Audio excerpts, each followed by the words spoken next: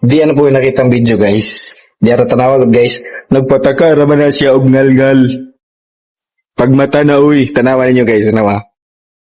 Kaaway day ni Kristo ang mubiya sa iyang pundok or iyang grupo nga mao ang simbahang Katoliko. Atong basahon diri sa King James Version nga mabasa diri sa 1 Juan kapitulo 18-19. Ingon si Kristo aron makapamalandong kamo mga igsoon mga anak, doon na ang katapusan sa kalibutan. Nakadungog kamo nga moanhi ang kaaway ni Kristo. Ug karon ani ana ang daghang mga kaaway ni Kristo.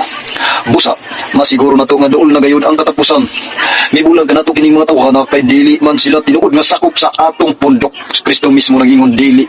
Nagpaila ra gining mga tawhana nga dili sakop sa atong pundok. Kung tinuod pang ato silang mga kauban, magpabilin unta sila kanato. Apanamiya sila aron mailan gayud nga sila dili kauban nato. Pagkaluoy gyud nato mga igsoon kung nabautismohan nata sa Katoliko niya muhawa pagita diri sa simbahan nga tinukod ni Kristo. Pagkaalaod gayud nato kay ilhon kita nga kaaway ni Kristo. Unang karon pa lang dan mamalandong na kita ang mga Katoliko nga dili kita muhawa diri sa simbahan nga tinukod sa atong manluluwas nga mao si Ginoong Hesukristo mga igsoon.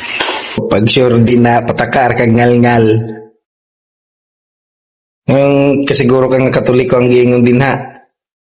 May pangalan diha nga Katoliko wala. Takar kag yaw-yaw. Pabiling ka din ha sa imong relihiyong gituohang Katoliko nga relihiyon ni Satanas na puno sa kahilayan. Kabalo ka tinuod nga tinun-an o mga nagasunod kang Ginoong Hesukristo. Balaan nimo na sa iyang lihok o sa iyang buhat o sa iyang pulong. Karon tanawa daw ng mga buhat sa mga Katoliko.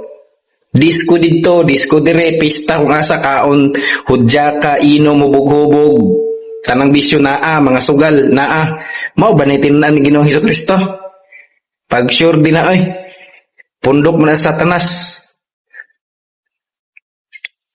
Ang mga anak sa Ginoo, mabalaan nimo sa buhat lihok ug sa pulong. Unya, kamong Katoliko nag-claim mo nga kamo, mao. Mao din ibuhat sa inyong amahan. Mao din ibuhat sa amahan ninyo kay ang amahan ninyo siguro mao po na ibuhat pasabot sa Satanas. Kay kung ang Ginoo man gid tinuod ang inyong gikuan din gisunod, mao rin ibuhat og Ginoo ng mga hudyaka. Paghubog-hubog, inom, bisyo tanan naa sugal. Saka ra yaw-yaw, pamagpuyo ka.